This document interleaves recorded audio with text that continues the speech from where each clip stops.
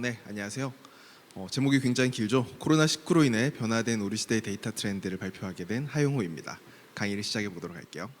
네, 저는 하용호고요. 네, 저 사진 찍었을 때보다 더 쪘어요. 역시 코로나고 집에 있다 보니까 느는 건 배달 용기고, 살이고 이런 것 같아요. 네, 저는 하용호고 용이랑 호랑이 생각하시면 좀 더 기억하기 쉽습니다.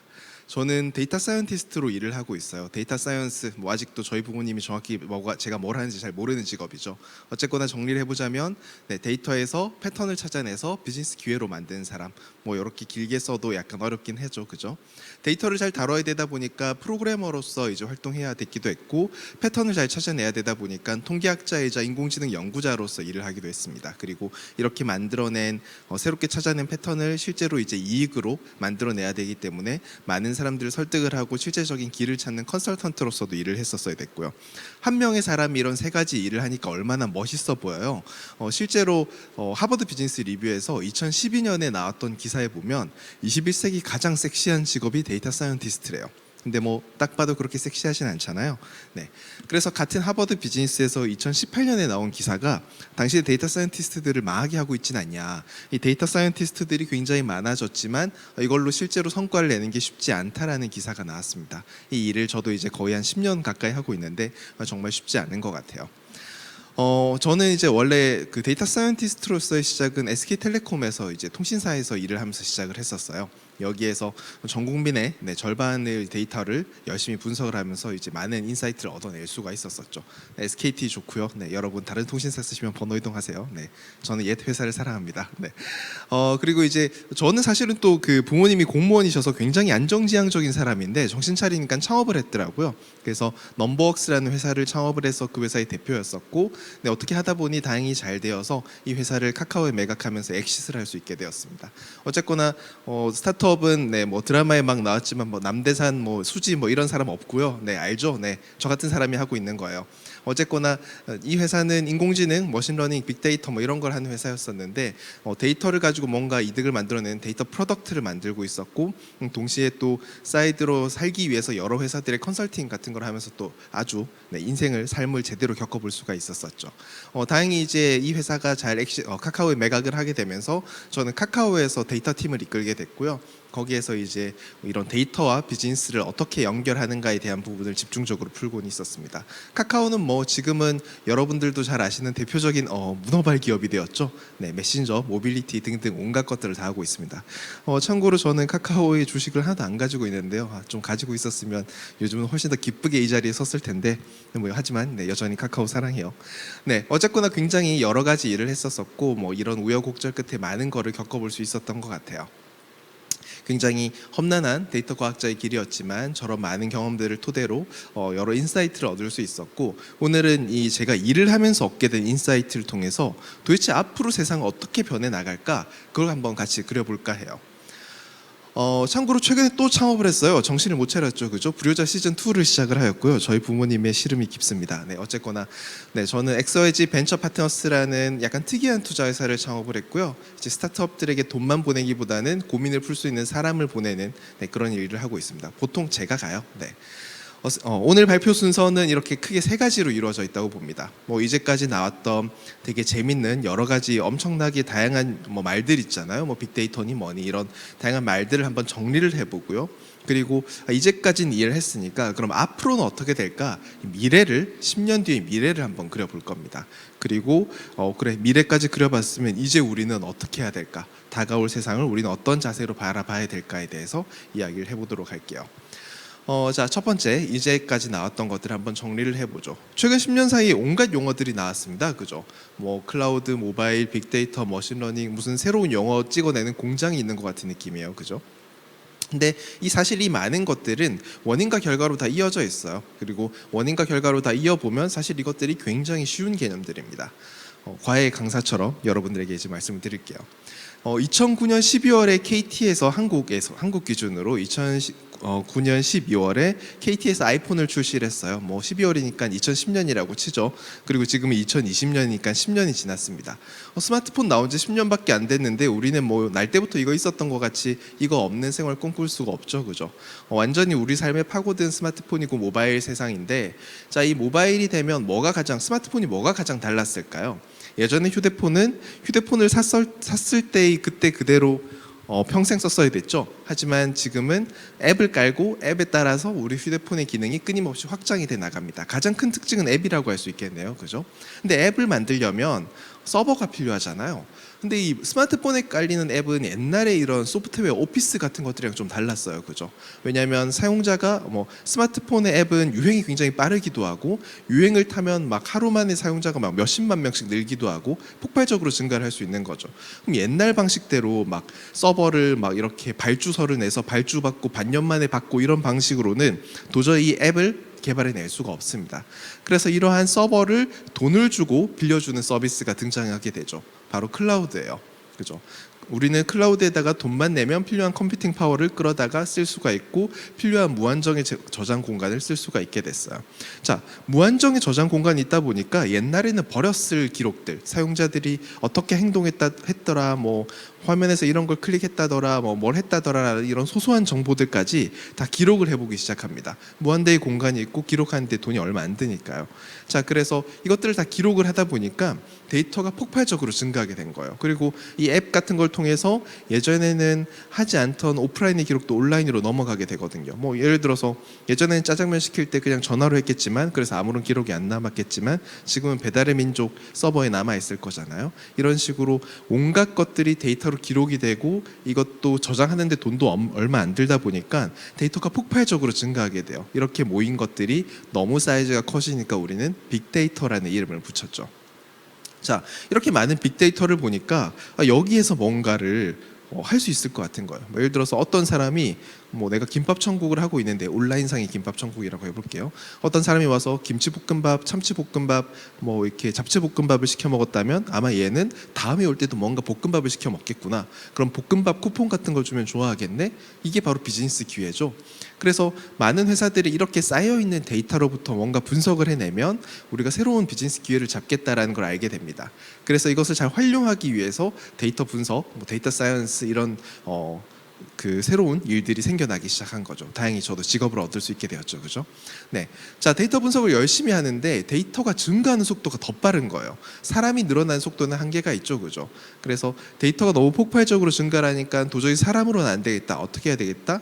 우리가 육신의 노동을 기계가 대신하게 했던 게 산업혁명이었잖아요, 그죠?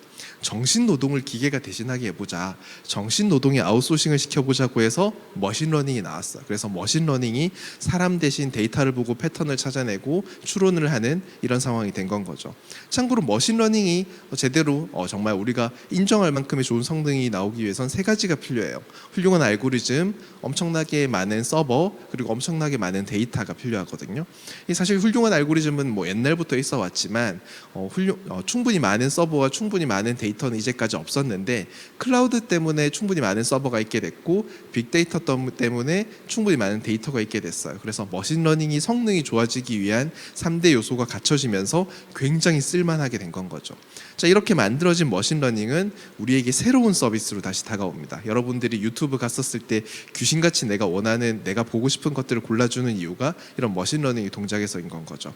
이러한 새로운 기능과 새로운 서비스는 점점 더 사람들의 모바일 생활을 더 이끌게 되고, 이것이 뱅글뱅글 돌게 되면서 순환 구조를 이루며 훨씬 더 크게 확장되어 나가는 게 사실은 바로 4차 혁명이에요. 되게 굉장히 어려운 것처럼 사람들이 이야기를 하지만 사실 이 슬라이드 한 장으로 다 설명되는 게 4차 혁명입니다.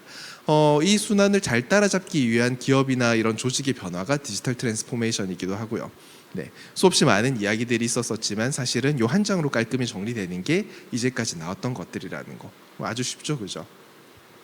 이것들의 핵심은 데이터가 흐르는 길에 이 변화가 일어나고 있는 것이었던 거죠. 자, 이제까지 나왔던 것들에 대해서는 한 장으로 아주 깔끔하게 정리를 해봤어요. 자, 그렇다면 이제 앞으로는 어떻게 세상이 변해 나갈까를 같이 한번 예측을 해 나가 볼 거예요. 작년에 사놓고 가장 후회하는 책입니다. 2020 경제 대전망. 네, 경제 대전망이 아니라 경제 대폭망이 왔죠, 그죠? 네, 되게 슬픈 세상이에요, 그죠? 네, 코로나 때문에 우리는 아무것도 할 수 없고, 네, 저도 되게 오늘 오랜만에 외출했어요. 이 강의를 찍으려고. 사실 매일 추리닝만 입고 있다가 이런 평상복을 입으니까 네, 색다른 기분이에요. 제 같지가 않은 이렇게 청바지 입고 있는데 양복 입은 기분이랄까요?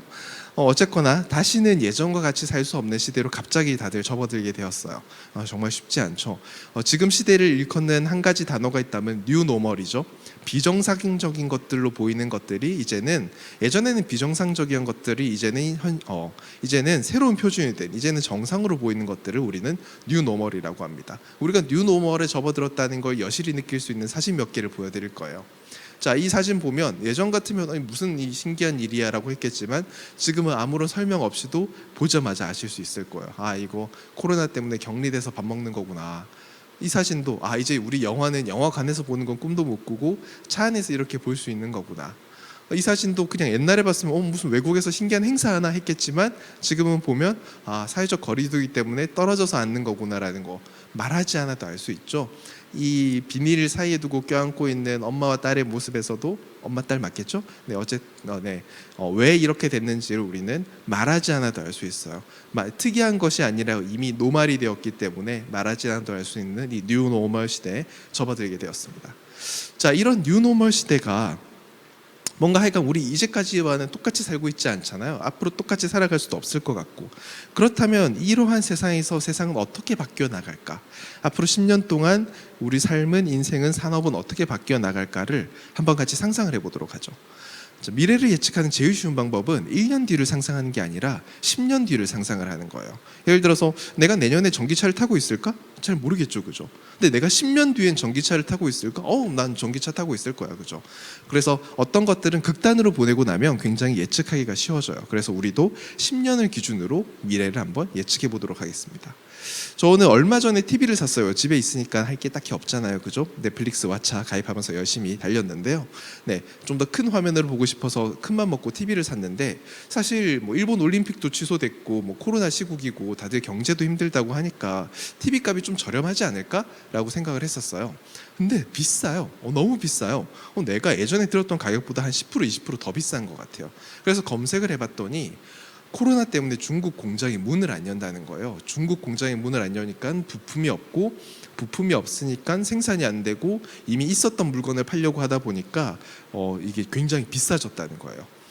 이게 되게 무슨 일이냐, 왜 그런 일이 있었냐면, 네, 바로 경제학을 갑자기 나오게 되는데, 경제학에서 말하는 3대 생산 요소가 뭐죠? 네, 기억이 잘 나시죠, 그죠? 네, 노동, 토지, 자본이었어요, 그죠? 노동, 토지, 자본에서 중국은 전 세계에서 가장 임금이, 노동력이 싼 곳 중에 하나였잖아요. 그래서 중국이 짱 먹었죠. 중국은 세계의 공장이 되었고 전 세계의 모든 부품을 만드는 나라였었어요. 그래서 전 세계가 자국의 공장을 다 중국에다 담은 거죠. 우리 근데 요즘 다 주식 많이 하시겠지만, 네, 몰빵 안 됩니다. 네, 계란을 한 바구니 담지 말라고 이야기하잖아요. 근데 전 세계가 중국에 담은 거예요. 그 결과 어떻게 됐나요? 아시죠? 빵 터졌죠, 그죠? 저같이 TV를 굉장히 비싸게 사는 결과가 나왔죠. 아무도 부품을 만들 수 없고, 아무도 물건을 만들 수 없고. 네. 자, 그렇다면 내가 10년 동안, 내가 앞으로 10년 동안, 2030년까지 내가 사장이라고 해볼게요. 내가 글로벌 회사를 운영하는 사장이라면 내가 앞으로 공장 10개를 짓는다면 어디에 짓고 싶으신가요? 그래도 여전히 중국에 지으실까요? 아니겠죠, 그죠? 좀 더 분산해서 짓거나 좀 더 발전된 나라에 짓고 싶겠죠. 근데 그럴 수 있을까? 그런 임금이 비싸지 않을까? 걱정이 될 수도 있는데 그럴 수 있어요. 바로 이 그림을 보면 이해가 가실 겁니다. 자, 이건 테슬라의 공장이에요. 테슬라 공장이 특이한 점은 전부 로봇이죠, 그죠? 사람이 안 보여요, 지금 보면. 네, 굉장히 일단 저보다는 확실히 잘하는 것 같고요. 이렇게 페인트 칠 이런 것들도 전부 다 기계가 하고 있는 걸 볼 수 있어요. 산업용 로봇이 사실 엄청나게 발달했거든요. 우주소년 아톰은 안 나왔어요. 저도 굉장히 기대했지만 안 나왔는데, 우주소년 아톰은 안 나왔지만 사실 산업용 로봇은 우주소년 아톰의 발전 속도보다도 훨씬 더 가파르게 발달했어요. 그래서 생각해보면 자동차 산업은 가장 많은 사람들이 들어가는 산업이잖아요. 그런데도 테슬라는 여기에다가 엄청나게 많은 로봇을 집어넣어서 자동화를 하고 있고, 보통의 자동차 공장 대비 아주 적은 사람들이 일을 하고 있어요. 자, 이러한 시대인데도 새 공장을 예전처럼 많은 사람이 필요하니까 임금이 싼 데다 지어야 될까? 아니겠죠. 큰 공장에 관리한 사람 10명만 있으면, 물론 10명보다 많이 들겠지만 10년 뒤라면 10명밖에 안 될 수도 있어요. 네, 커다란 공장에 관리할 사람 10명만 필요하다면 그래도 중국에 지어야 될까? 아니겠죠. 그죠? 그래서 그러면 공장은 이제 어디에 지어지게 되냐면 바로 시장 근처에 지어지게 돼요. 왜냐하면 지금 다들 국경을 닫는 시대잖아요. 그리고 뭐 이제 미국 트럼프 대통령이 이제 곧 내려오겠지만 어쨌든 트럼프와 중국의 무역 전쟁으로 이제 엄청 관세 올리고 하는 기사들 우리 늘 봤던 기억이 날 거예요. 지금 가장 비싼 건 임금이 아니라 관세인 시대가 된 건 거죠. 자, 그러면 임금은 이제 상대적으로 로봇 때문에 저렴해지고 관세가 엄청 비싸다면 나는 어디에 공장을 짓냐? 시장 근처에 지어야겠다. 관세를 안 무는 그 나라 안, 또는 그 경제 권역 안에다가 지어야 훨씬 더 이득이겠구나라는 생각이 들죠. 근데 사실 방금 말씀드린 건 이미 진행 중이에요. 이게 우리가 흔히 블록 경제라고 이야기를 하는데 아시아권, 아시아에서 생산해서 아시아에서 소비하고 미국권, 뭐 멕시코에서 생산해서 미국에서 소비하고 유럽권, EU 안에서 생산해서 그 안에서 소비를 하는 것, 그리고 심지어는 외국에 있는 공장까지도 자국으로 다시 데려오는 리쇼어링이라고 하는 현상까지도 일어나고 있어요. 이걸 사실 제일 잘하고 있는 회사가 테슬라기도 해요. 테슬라는 공장이 3개가 있습니다. 미국에 하나가 있고 중국에 하나가 있고 독일에 하나가 있어요. 딱 이 블록 경제 권역의 시장권 안에서, 블록 시장 안에서 관세 안 무는 범위 안에서 짓고 있는 건 거죠. 굉장히 역시 앨런 머스크가 대단하긴 하죠. 우리도 10년 안에 그런 사람을 따라서 일을 하게 되겠죠, 그죠? 자, 그러면 자국 내 공장을 짓게 되는 건 대략 예상할 수 있게 됐어요. 근데 자국 내 공장 짓는다 하더라도 어디다 지을까요? 자국 내 서울 시내 한복판에 짓지는 않을 거잖아요, 그죠? 그래도 그 나라 안에서 좀 땅값이 싼 데다가 지을 거예요, 그죠? 실제로 테슬라의 공장도 리치몬드였나요? 뭐 정확히 기억은 안 나는데 어쨌거나 리치몬드는 아니고 바로 앞에 있었는데 어쨌건 테슬라의 공장도 캘리포니아에서 약간 좀 한적한 동네에다 지어진 걸로 알고 있어요. 그리고 기가 팩토리 같은 건 거의 뭐 사막 한가운데다가 지었죠. 자, 미국에서 사막 한가운데다 내가 공장을 지었다면 여전히 뭐가 문제가 될까요? 여전히 물류는 문제가 돼요. 자국 내라 하더라도 좀 한적한 데다 지었을 테니까요. 그러면 이걸 소비자에게 옮겨야 될 거잖아요. 우리나라는 뭐 당일 택배가 되는 이런 아주 잘 모여 있는 나라지만 미국 같은 경우에는 주와 주 사이를 이동하는 것만 해도 사실 트럭으로 막 10몇 시간씩 20시간씩 이렇게 운전을 해야 되는 그런 상황이니까 여전히 물류가 문제가 될 거예요. 이 물류를 해결해 줄 키워드가 있습니다. 10년 뒤의 물건은 여러분들이 잘 아는 그것, 바로 자율주행이죠. 10년 뒤에는 자율주행이 사실은 너무 아주 높게 발달해 있을 거예요, 그죠? 근데 아주 높게 발달하지 않아도 돼요. 왜냐하면 이미 만들어졌거든요. 고속도로를 달리는 트럭에 대해서는 사실은 이미 쓸 수 있을 정도로 올라와 있습니다. 이건 바로 UPS가 작년에 냈던 기사인데요. UPS가 이제 뭐 사실 UPS, DHL 이런 게 이제 가장 세계적인 물류 회사죠, 그죠? 그래서 UPS가 투심플이라고 하는 이런 인공지능 자율주행 회사와 손을 잡고 UPS가 이제 서로 미국의 한 주에서 다른 한 주로 옮겨가는 이러한 트럭들을 자율로 대체하는 것들을 실험을 했고 이미 상용 수준에 이르렀어요. 너무 트럭에 대해서 너무 잘 가는 거죠. 이런 사실 미국의 도로라는 거는 막 끝없이 쭉쭉 이어진 직선 도로고 사실 크게 어려울 게 없으니까 이렇게 그 사이를 오가는 거는 이미 지금도 할 수 있을 정도로 올라왔다라는 거. 근데 여기서 한 발자국 더 나가 볼 수도 있어요. 그러면 창고에서 그 트럭에 싣고 고속도로로 가는 것까지는, 고속도로에서 다른 도시까지 갔다면 그 고속도로에서 다시 시내로 접어드는 데까지는, 근데 거기는 여전히 사람이 운전해야 되는 게 아닌가요? 사람이 운전 안 해도 돼요. 바로 이 기술이 해결할 수 있어요. 5G. 뜬금 5G가 나오죠, 그죠? 맨날 TV 광고에서나 보고 5G 돈만 비싸고 느리다던데 뭐 이런 이제 이야기들이 있는데 뭐 사실 지금의 5G는 5G의 전체 스펙이 아직 깔리지 않아서 그래요. 5G에서 가장 큰 특징은 2개가 있어요. 우리가 흔히 아는 전송 속도, 1초에 몇 메가를 받을 수 있는가라는 전송 속도가 있고, 다른 한 가지는 반응 속도라는 거예요. 레이턴시라고 이야기를 하는 건데, 저쪽에서 신호를 보냈었을 때 여기서 받는 걸 눈치채기까지 얼마나 걸리는가라는 건 거죠. 반응 속도가 빠르면 여기서 삑 하면 여기서 바로 빠박하고 이렇게 오는 건데, 이 반응 속도가 사실은 5G의 가장 큰 특징이에요. 엄청나게 빠른 반응 속도를 가지고 있거든요. 우리 기존의 LTE 같은 경우에는 신호를 보내면 처음으로 첫 번째 신호를 이제 확인하기까지 0.04초 정도 걸려요. 보통 0.04초면 아주 민감한 사람은 느낄 수 있을 정도의, 네, 저는 둔해서 못 느끼지만 그 정도의 지연이라고도 해요.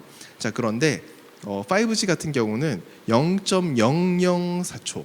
네, 그게 딱 들어도, 그리고 빠를 때는 0.001초의 지연 속도를 가진대요. 0.001초라는 건 그냥 빛의 속도랑 같은 느낌이겠죠. 사람에겐 빛보다 느리겠지만, 네, 그렇다면 엄청나게 빠른 속도가 의미한 바를 우리는 생각할 수 있을 거예요.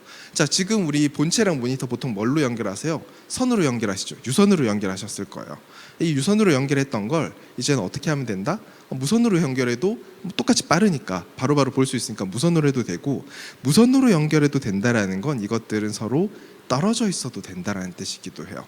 자, 무선이 되어도 되고 멀리 있어도 된다면 저기 자리에 트럭을 갖다 두면 되는 거죠. 트럭의 핸들을 우리는 5G로 연결해서 사무실에서 다 잡고 있으면 되는 거예요. 그러면 알바 한 명이 사실 트럭 10대 20대를 운전을 할 수 있고, 그 알바가 이런 복잡한 길의 운전을 대신할 수도 있게 되는 건 거죠. 자, 이걸 통해서 뭐가 이루어지냐? 물류에 대한 혁신이 이루어지는 거죠. 우리가 전기세를 내고 전기를 쓰고 이 전기가 어디에서 만들어지는지는 아무 신경 쓰지 않아도 그냥 다 알아서 되듯이, 물류 역시 그냥 돈만 내고 여기서 저기로 포인팅만 하면 그 물건이 가는 새로운 차원의 물류, 로지스틱 애저 서비스가 이루어지게 될 거고, 사실은 이 혁신을 위해서 굉장히 많은 회사들이 이미 지금도 달려들고 있어요. 10년 뒤에는 당연히 이루어져 있겠죠, 그죠? 자, 그러면 두 가지를 말씀드렸어요. 로봇이 물건을 생산을 해요, 그죠? 그리고 자동화된 물류가 이루어져 있어요. 그러면 뭐가 되냐면 재고가 필요가 없어져요. 재고가 필요했던 건 한 번에 많이 쌓고 옮기는 것도 비싸니까 많이 쌓아서 한 번에 많이 옮기고 이러려다 보니까 필요했는데, 물류 비용이 제로에 수렴하게 되고 내가 프로그램만 넣으면 필요한 물건이 짝짝짝 만들어지면, 심지어 3D 프린터까지 있으니까, 네, 그럼 어떻게 되냐면 더 이상 재고가 필요 없게 되는 거죠. 필요할 때 찍어내서 자동으로 옮겨가게 하면 되는 건 거죠. 그러면 주문이 들어오면 바로 배송 생산할 수 있고, 그럼 뭘 할 수 있다? 개인화된 주문을 할 수 있게 돼요. 재고가 필요 없고 그냥 가만히 있다가 주문이 들어온 순간 저 사람의 취향에 맞춰서 물건들을 생산을 해서 딜리버리를 하면 되는 건 거죠. 근데 정말로 저 정도로 개인화된 주문이 늘까? 우리 지금 10년 뒤를 보고 있잖아요. 이 강의를 듣고 있는 여러분은 세대가 아닐 수도 있어요. 바로 제너레이션 Z 때문인데요. 우리는 사실 뭐 많이 봐줘야 밀레니얼 세대잖아요, 그죠? 23세에서 38세 정도 사이. 네. 근데 이제 우리 세대까지만도 예전에 비해서는 어떤 이런 뭐 브랜드보다는 경험을 더 중시하게 됐지만, 지금 22세 이하의 이런 Z세대들 같은 경우에는 훨씬 더 극단적인 성향을 가지고 있어요. 훨씬 더 독특함을 추구하고 훨씬 더 나에게 맞추어져 있는 걸 추구하는 거죠. 자, 이런 친구들은 이 소비의 주체가 바뀌니까 당연히 그 소비의 주체를 만족시키기 위한 방법도 바뀔 거고, 그 중에 큰 핵심이 바로 커스터마이제이션, 개인 맞춤이 되는 건 거죠. 근데 이제 개인 맞춤은 과연 축복일까? 개인 맞춤은 되게 좋은 건가? 사실 자유도 자체는 축복이 맞지만 이걸 만족시키는 거는 쉽지가 않아요. 사람은 되게 또 귀찮은 걸 싫어하는 존재거든요. 1000개의 선택지를 우리 김밥 천국 가면 느끼는 거죠. 막 메뉴가 막 한 100개쯤 있을 때 되게 막 그죠, 동공지진 열리죠, 그죠? 1000개의 선택지를 손님에게 들이미는 건 아니에요, 그죠? 근데 김밥 천국이 우리가 1000개의 메뉴를 가지고 있지만, 내가 널 보니까 이제까지 네가 먹었던 걸 보니까 너는 오늘 제육볶음이 땡겨. 이제 이런 식으로 이제 제육볶음과 삼각김 이렇게 참치김밥과 이제 이런 것들을 저에게 제시를 하면 저는 훨씬 더 편하게 뭔가 골라서 먹을 수 있겠죠, 그죠? 그래서 이런 개인에게 맞춤화된 오퍼링이 이 서비스를 공급하는 측에서, 커스터마이즈를 해주는 측에서 이루어져야 돼요. 근데 사실 이거 되게 어려운 말로 설명된 것 같지만 이미 여러분들 체험하고 있어요. 유튜브. 여러분들 유튜브 가면 몇 개 보다 보면 귀신같이 내가 보고 싶은 걸 잘 골라줘요, 그죠? 유튜브의 수십억 개의 영상들 중에서 내가 보고 싶은 그 몇 개를 이 한 화면 안에 들어오는 여기 세트 안에 골라주다니 너무 신기하잖아요, 그죠? 그래서 이제 이런 댓글도 있죠. 알 수 없는 유튜브의 알고리즘이 나를 여기로 인도했다. 유튜브가 이거 봤지? 그리고 이거 봐. 이렇게 유튜브가 지시하는 것 같은 그런 짤들도 많이 나오고 있죠. 이걸 할 수 있는 이유는 구글이 나보다도 나를 더 잘 알고 있기 때문이에요. 여러분들도 확인할 수 있어요. 여러분 지메일 같은 데 가보면 오른쪽 상단에 자기 얼굴을 딱 클릭을 하면 이제 그 자기 계정을 설정을 할 수 있어요. 그 계정에서 조금 아래로 내려가 보면 이런 그 개인정보 보호 및 설정이라는 부분이 있거든요.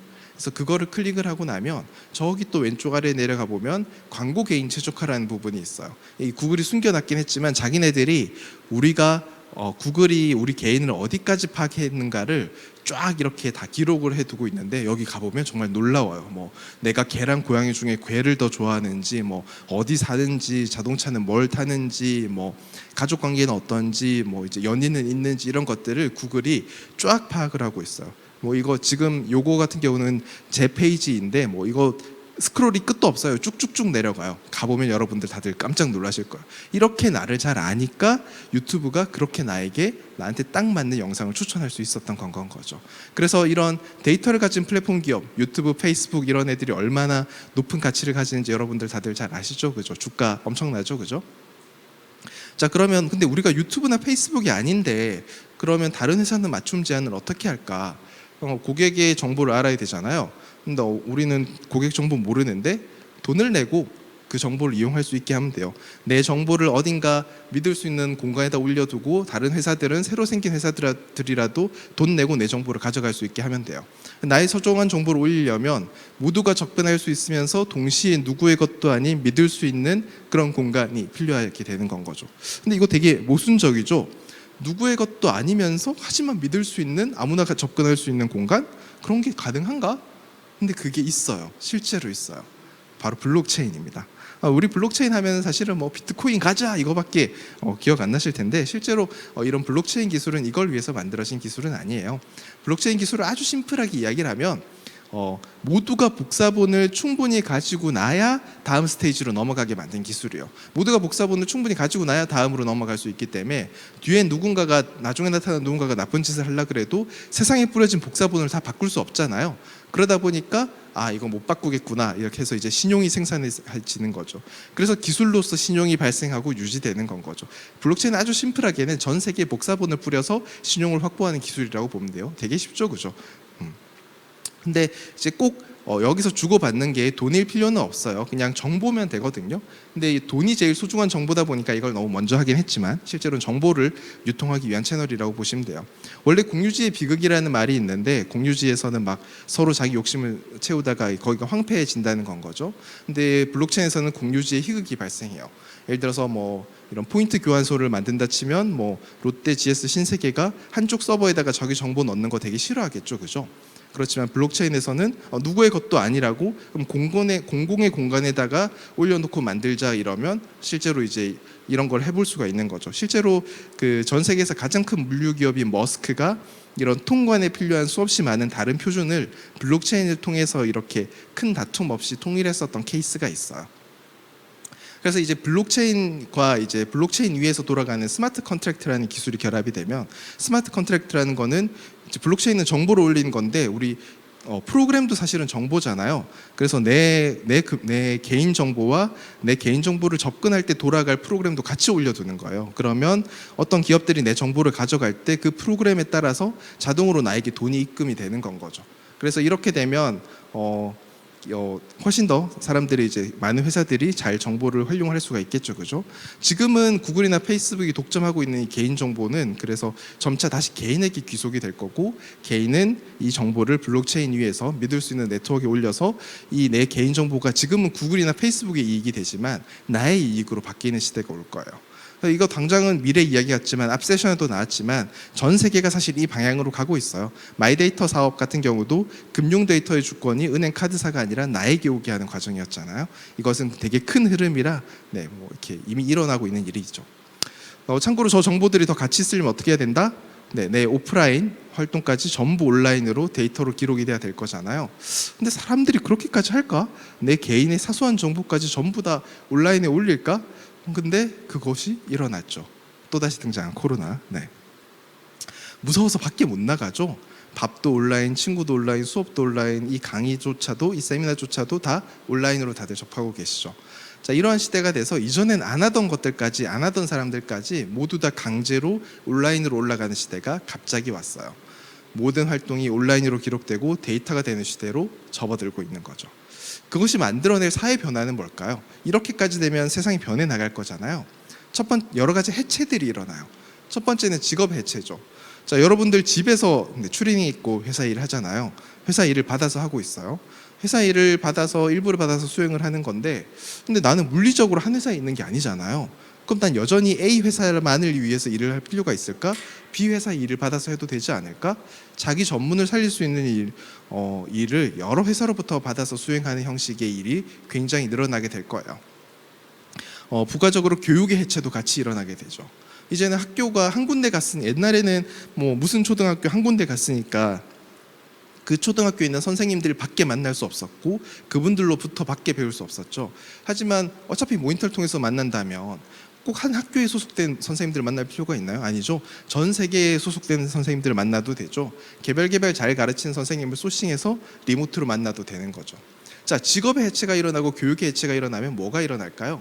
교육이 리모트로, 직업이 리모트로 된다면 사실은 교육과 직장은 사람들이 모여 사는 가장 첫 번째 이유이기도 했었어요. 근데 더 이상 모여 살 필요가 있을까? 부동산 시장의 변혁이 일어나죠.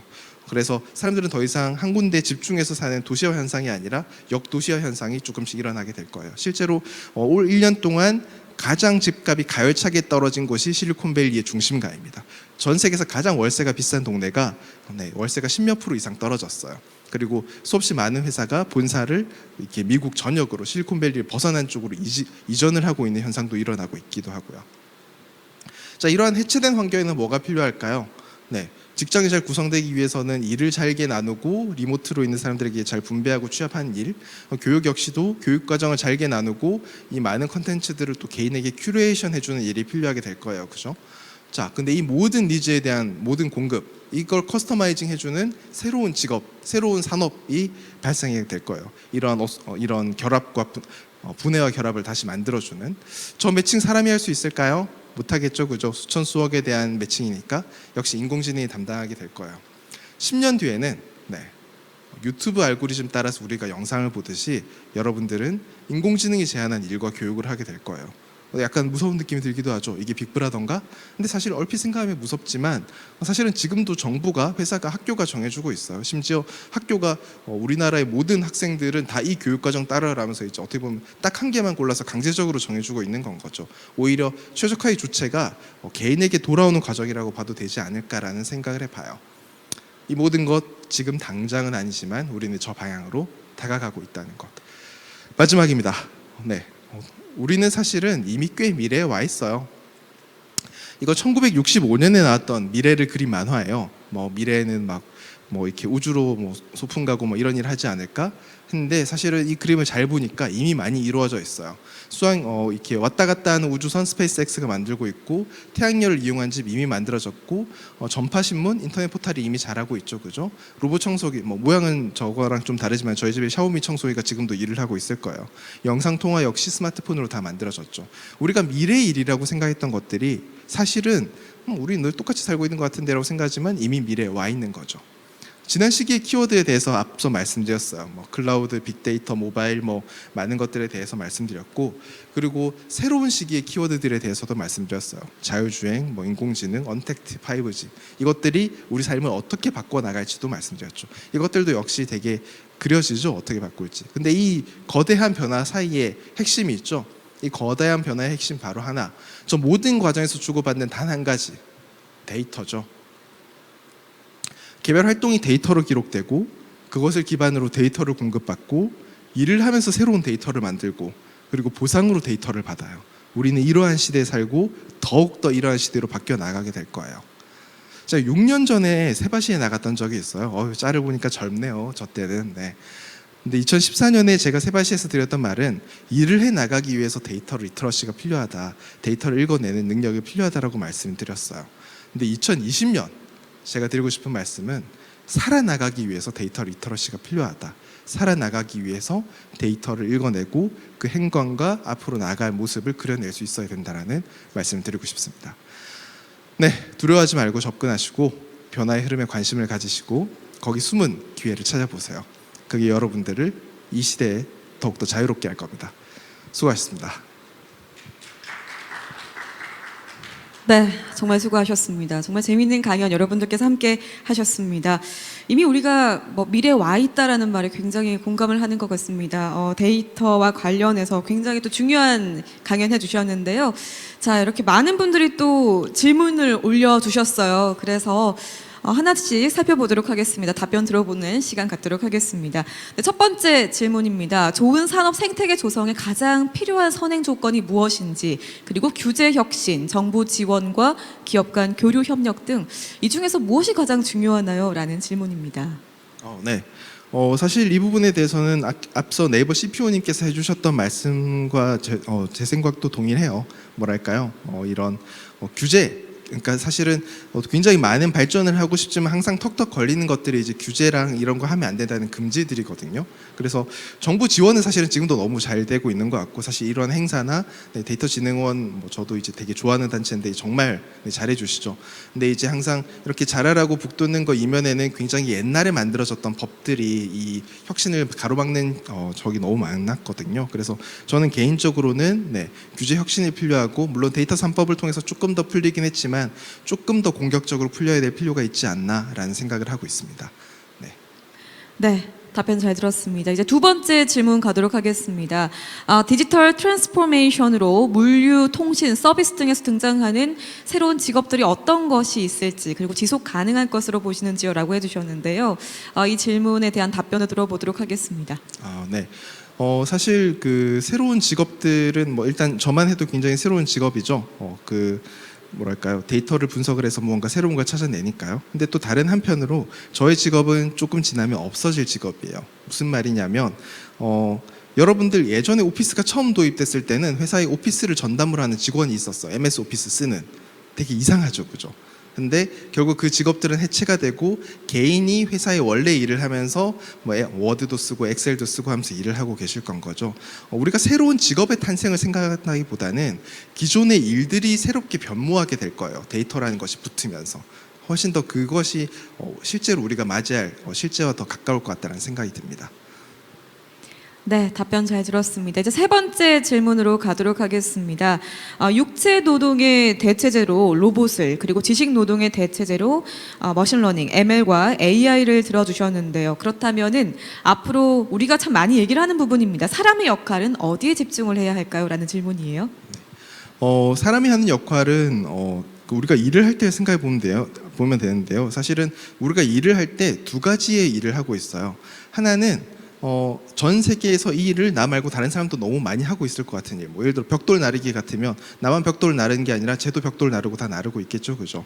그래서 이 고민을 나 말고도 많은 사람들이 하고 있을 일 같은 것들은 다 자동화가 될 거예요. 그런데 의사결정을 한다라든지 새로운 창의성을 발휘한다라든지 이런 것들은 내가 지금 하지 않으면 누구도 대신해 줄 수 없는 것들이잖아요. 사실은 그러한 부분들만이 살아남게 되고, 그러한 부분들이 지금 내가 하루 8시간 일을 한다면 예전에는 그냥 이런 뭐랄까요, 이런 그 루틴한 일들이 한 5시간, 창의적인 일들이 한 3시간도 안 되겠죠. 보통 한 2시간 일했다면 그 일의 비중이 달라지게 될 거예요. 내가 하는 일에서 루틴한 일들은 지금도 이런 표를 그리는 일을 다 컴퓨터에게 맡기듯이 그런 루틴한 일들을 전부 다 컴퓨터에게 맡기고 나는 의사결정 위주로 의사결정 전문가로 더 변해 나가게 될 건 거죠. 네. 답변 감사드립니다. 일단 루틴한 일들보다는 이제 창의적인 일에 우리 인간들이 더 집중을 해야 된다, 이렇게 말씀해 주셨던 것 같습니다. 자, 이제 네 번째 질문 가도록 할게요. 미래를 예측할 때 10년 뒤를 많이 보라고 하셨는데 10년 뒤 개인화가 다양해져서 얻어지는 이익이 대량 생산에서 나오는 규모의 경제의 이익도 뛰어넘을 수 있을까요? 라는 질문입니다. 섣부르게 대답하기는 쉽지 않은데 저는 개인적으로는 사실 대량 생산이 없어질 거라고 생각하지는 않아요. 대량 생산을 통해서 만들어지는 되게 이런 코스트 다운이라든지 이런 거는 굉장히 좋고, 그리고 뭐랄까요, 이게 그러니까 사람들에게 크게 인기 있는 건 사실 다 좋아하거든요. 모두가 다 카카오톡을 좋아하고 모두가 다 네이버에서 검색을 하고 이런 것들은 그게 충분히 잘 만들어졌기 때문인 건 거고, 그래서 모두가 아닌 분도 있겠지만 모두가 빅맥 햄버거를 좋아하고 그렇죠. 버거킹을 좋아하시는 분들도 있겠지만 그런 것들은 대량 생산으로 될 거고요. 저는 이제 그거와 비슷한 사이즈의 한 축으로 새로운 시장으로서 커스터마이즈 시장이 자라날 거라고 생각을 해요. 그래서 커스터마이즈 시장이 대량 생산 시장을 잡아먹는다기보다는 두 개의 시장이 양립되는 형태로 변해 나갈 거라고 생각하고 있습니다. 네. 커스터마이즈드 된 시장과 그리고 대량 생산 시장이 같이 공존할 것이다 이렇게 마무리 말씀해 주셨고요. 자, 이제 마지막 질문이 될 것 같습니다. 국내 기업 중에서 가장 성공적으로 옴니 채널을 활용해 데이터 비즈니스를 영위하고 있는 기업 사례 어떤 것이 있을까요? 글쎄요. 이거를 바로 떠올리기는 쉽지가 않은 것 같아요. 다만 제가 이제 예전에 카카오를 다녔으니까 카카오가 이러한 옴니 채널을 활용을 하기 위한 그 여러 비즈니스 프로덕트들을 많이 만들고 있어요.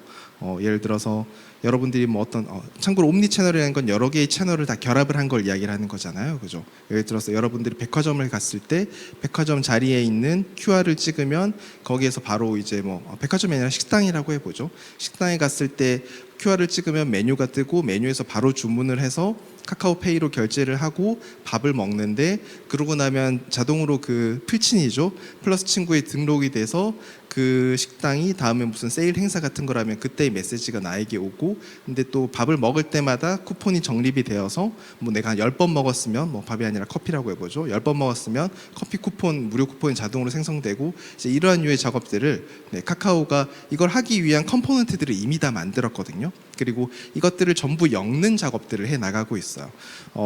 다만 이제 이러한 것들이 눈에 띄지 않는 건 이제 이것들이 모두가 처음이다 보니까 만드는 사람들도 시행착오를 겪으면서 만들고 이걸 그리고 이제 쓰는 쪽은 이게 여러분들이 느끼실 정도로 크려면 굉장히 큰 회사가 해줘야 될 거잖아요. 근데 이제 큰 회사가 이거를 도입을 하기에는 약간의 그 위험 부담 같은 게 이제 있다고 생각을 해서 아직까지 소극적으로 적용을 하고 있어서 그런데 이걸 위한 컴포넌트들은 충분히 만들어져 있고 개별 기업 사례라기보다는 이걸 하기 위한 재료들은 카카오의 비즈니스 홈페이지를 가보시면 굉장히 다양하게 만나실 수 있다. 저는 이미 카카오를 나왔지만 여전히 아주 사랑하는 회사거든요. 거기를 보시면 좋지 않을까 싶습니다. 네, 답변 잘 들었습니다. 이런 사례까지 함께 말씀해 주셨습니다. 이렇게 해서 키노트 스피치 우리 하용호 대표님 이렇게 또 멋진 발표와 다양한 질문에 대한 또 귀중한 답변까지 함께 들어보셨습니다. 네, 발표 잘 들었습니다. 고맙습니다.